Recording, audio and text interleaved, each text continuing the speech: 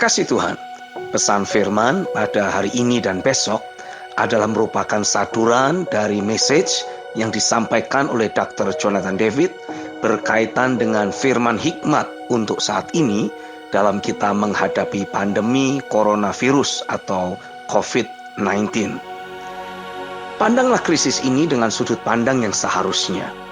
Persepsi kita dan kemampuan membedakan roh diperoleh dari roh pewahyuan dan pengertian.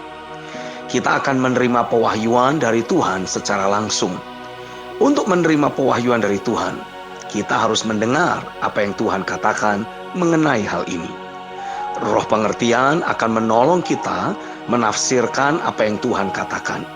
Dan hikmat akan membantu kita mengerjakan strategi untuk mengatasi krisis serta kesusahan ini. Firman yang tersingkap akan membawa terang. Mazmur 119 ayat 130. Dan terang itu adalah pelita bagi kaki kita dan cahaya terang bagi jalan kita.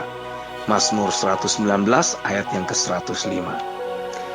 Pesan nubuatan dalam Yesaya 60 ayat 1-5 menegaskan, bangkitlah, menjadi teranglah, sebab terangmu datang dan kemuliaan Tuhan terbit atasmu. Sebab sesungguhnya kegelapan menutupi bumi dan kekelaman menutupi bangsa-bangsa. Tetapi terang Tuhan terbit atasmu dan kemuliaannya menjadi nyata atasmu. Bangsa-bangsa berduyun-duyun datang kepada terangmu dan raja-raja kepada cahaya yang terbit bagimu. Angkatlah mukamu dan lihatlah ke sekeliling. Mereka semua datang berhimpun kepadamu. Anakmu laki-laki datang dari jauh, dan anak-anakmu perempuan digendong. Pada waktu itu, engkau akan heran melihat dan berseri-seri. Engkau akan tercengang dan akan berbesar hati. Sebab kelimpahan dari seberang laut akan beralih kepadamu, dan kekayaan bangsa-bangsa akan datang kepadamu. Mazmur pasal 62 ayat yang ke-11 menuliskan, satu kali Allah berfirman, dua hal yang aku dengar, bahwa kuasa dari Allah asalnya. Kekasih Tuhan, kita harus melihat apa yang Tuhan lihat. Reaksi yang salah hanya akan memicu munculnya serangkaian masalah baru. Firman Tuhan ditetapkan di sorga. Mazmur 119 ayat 38. Ketika Tuhan berbicara, tidak akan ada pertentangan. Dan firman itu membawa kuasa untuk mengubahkan kita. Kita tidak ingin melihat apa yang dikatakan orang, tapi kita ingin melihat apa yang Tuhan katakan. Dunia tidak memiliki jawaban, bahkan jika mereka memilikinya, berdoalah agar kita yang beruntung menerima jawaban tersebut. Pada hari-hari terakhir, inilah masa-masa yang sukar, di mana manusia akan jadi mencintai dirinya sendiri. Kita harus datang ke suatu tempat untuk menerima anugerah di dalam pertandingan iman ini. Kita sedang berpacu dengan waktu. Begitu banyak hal yang terjadi terlalu cepat dan bangsa-bangsa tidak menyadarinya. Masa yang sulit akan datang. Manusia akan memilih mencintai dirinya sendiri. Uang, kekerasan, agama, kesenangan, pengetahuan, daripada mencintai Tuhan. Kini ada suatu titik yang pasti untuk iman kita di-establish. Karena firman Tuhan adalah bahan baku untuk mujizat kita. Ini adalah sudut pandang saya mengenai masalah COVID-19 ini. Yang pertama, jangan memperparah masalah dengan membawa emosi negatif dan menyulut ketakutan kita serta mencemari jiwa kita dengan reaksi yang salah. Jangan memperparah masalah dengan menambah rasa takut kita, kefrustrasian, rasa muak pada semua orang, dan lain-lain. Orang-orang menjadi kesal karena mereka tidak mendapatkan jawaban, terutama pada saat-saat seperti ini. Kita membutuhkan anugerah supernatural. Ketika kita memiliki emosi negatif, kita menjadi marah. Tetapi biarlah iman kita membebaskan dan membawa kita berkemenangan. Kita harus membangun sistem kekebalan rohani kita dengan memberi makan iman kita dan melenyapkan keraguan kita. Kita harus senantiasa waspada dan berfokus hanya kepada firman Tuhan. Kita harus mencari tahu dengan jelas apa yang Tuhan katakan daripada menggunakan interpretasi kita sendiri yang pada akhirnya akan membawa ketakutan ke dalam hidup kita. Rencana dan rancangan musuh tidak akan berhasil. Namun kita harus terus berpegang teguh pada firman Tuhan. Firman-Nya berkata, hanya ada keamanan di dalam lindungan yang maha tinggi. Maka kita harus tinggal dalam naungan yang maha kuasa. Mazmur 91 ayat yang pertama. Dia akan membebaskan kita dari jerat penangkap dan dari wabah penyakit yang mematikan. Mazmur 91 ayat yang ketiga. Kita akan ditempatkannya di tempat yang aman karena kita mengasihi Dia. Mazmur 91 ayat 14. Dia berjanji untuk mengutus malaikat-malaikatnya bagimu dan menjagamu dalam segala jalanmu. Mazmur 91 ayat yang ke-11. Cintai Dia. Jadilah pribadi yang terpanggil untuk tujuannya dan layanilah Tuhan dengan segenap hati, jiwa, dan kekuatan. Dia sedang mengutus para malaikatnya untuk menjaga kita dalam segala jalan kita. Jadi izinkanlah kedamaian memenuhi hati kita, karena emosi negatif itu berbahaya. Ibrani 12 ayat 14. Jangan menambah masalah, tapi jadilah jawaban. Yang kedua, kita tidak bisa hidup berpura-pura, mengesampingkan masalah seakan-akan hal itu tidak ada. Jika kita melihat semua lockdown yang telah dilakukan oleh kota-kota, kita dapat melihat bahwa begitu banyak orang tidak menyadari apa yang sedang terjadi. Mereka mengatakan tidak akan terjadi apa-apa. Tapi izinkanlah Tuhan berbicara kepada kita. Kita tidak boleh seperti burung onta yang mengubur kepalanya di dalam pasir dan berkata tidak ada musuh karena tidak terlihat. Hanya karena kita tidak dapat melihat musuh bukan berarti musuh itu tidak ada di sana. Ini adalah jenis tantangan yang akan kita hadapi di masa depan. Tetapi tantangan tersebut akan datang dengan intensitas yang lebih besar karena iblis tahu waktunya sudah singkat. Jika dia tidak bisa mendapatkanmu, dia akan mencoba untuk mendapatkan orang-orang yang kita cintai. Jadi waspadalah. Kita tidak perlu takut karena Tuhan ada di pihak kita. Tuhan dekat dengan kita. Bersama-sama peganglah anugerah korporat dan pengurapan bersama di gereja-gereja. Berdoalah seperti yang belum pernah engkau lakukan sebelumnya. Kitab 2 Petrus pasal yang ketiga ayat 3-7 mencatat, yang terutama harus kamu ketahui ialah bahwa pada hari-hari terakhir akan tampil pengecek-pengecek dengan ejekan-ejekannya, yaitu orang-orang yang hidup menuruti hawa nafsunya. Kata mereka, di manakah janji tentang kedatangannya itu? Sebab sejak bapak-bapak leluhur kita meninggal, segala sesuatu tetap seperti semula pada waktu dunia diciptakan. Mereka sengaja tidak mau tahu bahwa oleh firman Allah, langit telah ada sejak dahulu, dan juga bumi yang berasal dari air dan oleh air, dan bahwa oleh air itu, bumi yang dahulu telah binasa, dimusnahkan oleh air bah. Tetapi oleh firman, langit dan bumi yang sekarang terpelihara dari api dan disimpan untuk hari penghakiman dan kebinasaan orang-orang fasik.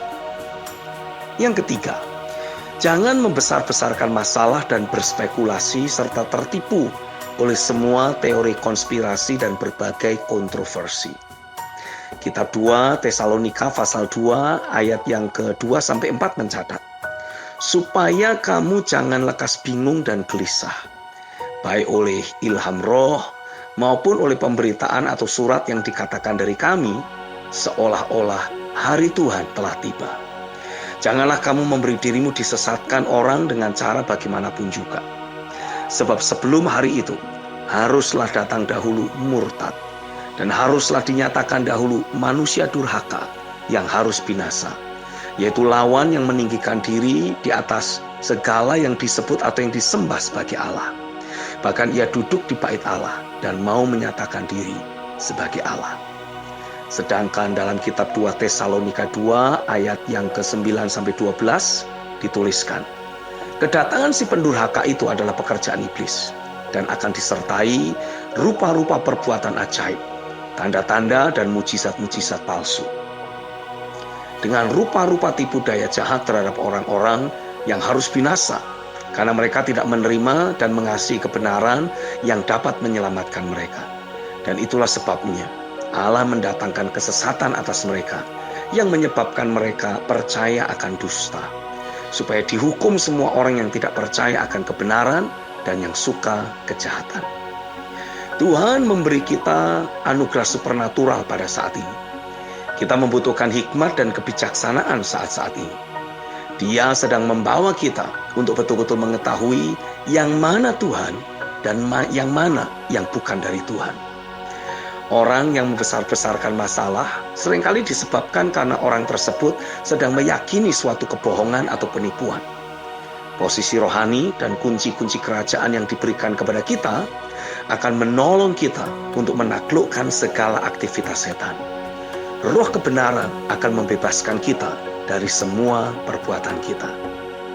Kita harus memiliki suatu kemampuan untuk dengan akurat mengetahui apa yang berasal dari Tuhan dan apa yang berasal dari iblis.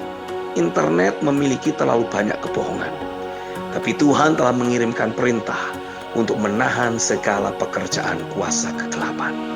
Amin. Dr. Jonathan David sedang membahas tentang hikmat yang Tuhan berikan untuk menghadapi masa di mana pandemi virus corona sedang terus merebak ke seluruh dunia. Yang pertama, jangan memperparah masalah dengan membawa emosi negatif dan menyulut ketakutan kita, serta mencemari jiwa kita dengan reaksi yang salah. Yang kedua, kita tidak bisa hidup berpura-pura dengan mengesampingkan masalah seakan-akan hal itu tidak ada. Yang ketiga, jangan membesar-besarkan masalah dan berspekulasi serta tertipu oleh semua teori konspirasi dan berbagai kontroversi. Yang keempat, jangan meremehkan masalah yang ada. Dalam Ibrani pasal yang ke-12 ayat 14-17 Alkitab mencatat, berusahalah hidup damai dengan semua orang dan kejarlah kekudusan. Sebab tanpa kekudusan tidak seorang pun akan melihat Tuhan. Jagalah supaya jangan ada seorang pun menjauhkan diri dari kasih karunia Allah, agar jangan tumbuh akar yang pahit yang menimbulkan kerusuhan dan yang mencemarkan banyak orang. Janganlah ada orang yang menjadi cabul atau yang mempunyai nafsu yang rendah seperti Esau, yang menjual hak kesulungannya untuk sepiring makanan. Sebab kamu tahu bahwa kemudian ketika ia hendak menerima berkat itu, ia ditolak, sebab ia tidak beroleh kesempatan untuk memperbaiki kesalahannya, sekalipun ia mencarinya dengan mencucurkan air mata. Ambil tindakan pencegahan yang memang perlu untuk dilakukan, karena sikap ceroboh kita bisa menyebabkan banyak orang jadi tertular, terinfeksi, dan tercemar. Kecerobohan kita bisa membuka serangan pada generasi berikutnya. Ketajaman roh akan membongkar pekerjaan dari roh penipuan. Yang kelima, jangan menunda-nunda untuk melakukan apa yang benar dan apa yang perlu dilakukan pada saat ini. Kitab Yesaya pasal 39 ayat 5-8 mencatat, lalu Yesaya berkata kepada Hizkia, dengarkanlah firman Tuhan semesta alam. Sesungguhnya suatu masa akan datang, bahwa segala yang ada dalam istanamu dan yang disimpan oleh nenek moyangmu sampai hari ini akan diangkut ke Babel. Tidak ada barang yang akan ditinggalkan, demikianlah firman Tuhan. Dan dari keturunanmu yang akan kau peroleh, akan diambil orang untuk menjadi sida-sida di istana Raja Babel. Hizkia menjawab kepada Yesaya, sungguh baik firman Tuhan yang kau ucapkan itu. Tetapi pikirnya, asal ada damai dan keamanan seumur hidupku. Apa yang perlu dilakukan, harus dilakukan. Terkadang dengan cara praktis, kita bisa mengusir musuh. Tapi mereka yang hidup ceroboh akan menderita. Jika kita diminta untuk tidak pergi ke suatu tempat, maka janganlah pergi. Kita harus memenuhi aturan dari keadilan Tuhan, sehingga dosa-dosa kita dibersihkan, dan kita mendapat pengesahan dari Tuhan. Iman kita kepadanya akan membuka jalan di dalam roh bagi generasi kita yang berikutnya untuk menikmati kemenangan. Dalam ayat yang ke-8 tadi, kita mendengar Hizkia berkata dan berpikir bahwa nubuatan yang dilakukan oleh Yesaya itu baik, karena itu tidak akan terjadi pada zamannya. Tapi tanpa sadar, sikap tersebut akan menghancurkan semua miliknya dan semua yang telah disiapkan ayahnya serta yang disimpannya sampai hari itu. Ketaatan yang tertunda adalah tindakan ketidaktaatan. Lakukanlah tindakan-tindakan pencegahan yang diperlukan untuk menjagai diri kita dan orang-orang yang kita cintai. Ikuti panduan dan instruksi yang sudah diberikan oleh pemerintah. Cuci tangan secara teratur. Kenakan masker saat Anda berada di luar rumah. Lakukan social distancing atau jarak fisik minimal 1 meter atau 3 kaki.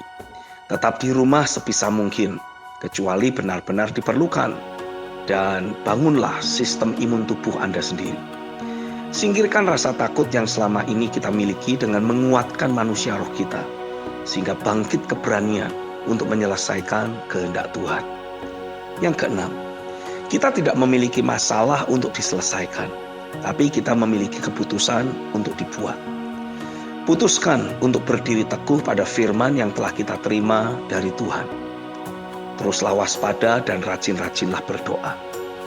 Teruslah mendeklarasikan, menyatakan, dan menubuatkan kebenaran Tuhan yang telah disingkapkan. Firman yang keluar dari mulut Tuhan tidak akan kembali kepadanya dengan sia-sia. Yesaya 55 ayat yang ke-11. Gunung-gunung dan bukit-bukit di depan kita akan selaras dan menyesuaikan diri sesuai dengan rencana Allah yang sempurna. Yesaya 55 ayat yang ke-12. Dengarkan dan perhatikan firman Tuhan. Teruslah membangun manusia roh di atas iman kita yang murni atau kudus.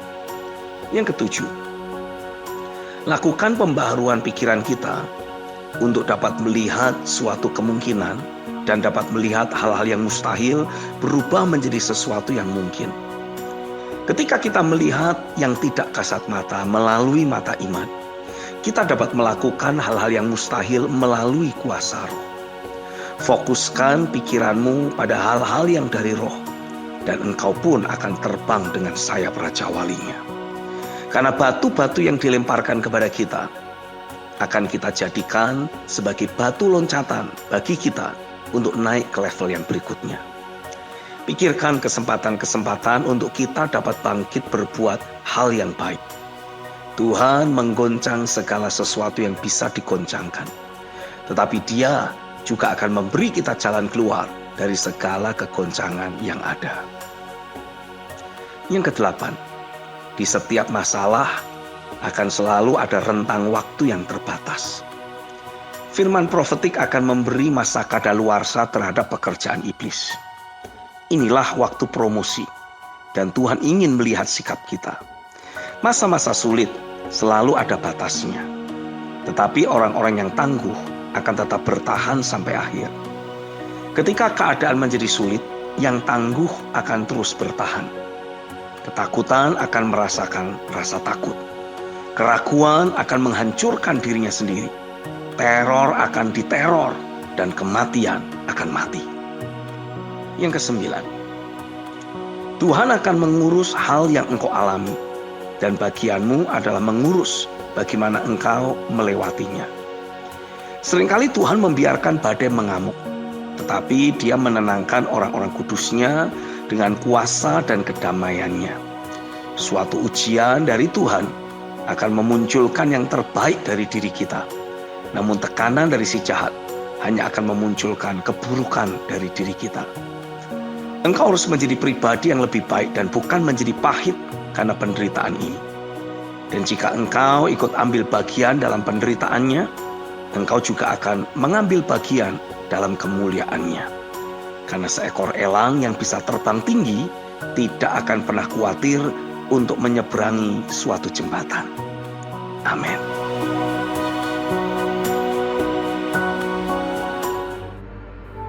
Setelah beberapa waktu terakhir dari pemerintah diarahkan untuk seluruh masyarakat melakukan social distancing atau physical distancing, maka sebagai orang percaya, sesungguhnya kita sedang dikondisikan oleh Tuhan untuk tidak lagi pergi ke gereja, tapi justru menjadi gereja bagi banyak orang lain yang sekarang sedang mulai menyadari kebutuhan mereka akan realita Tuhan. Selama sekian waktu lamanya, dari mimbar gereja, message yang terus dikumandangkan adalah message tentang keberhasilan, kesuksesan, dan berkat yang melimpah atau menjadi kaya raya. Tapi di masa-masa seperti ini, para pendeta seperti dipaksa oleh Tuhan untuk mengubah message mereka menjadi lebih alkitabiah.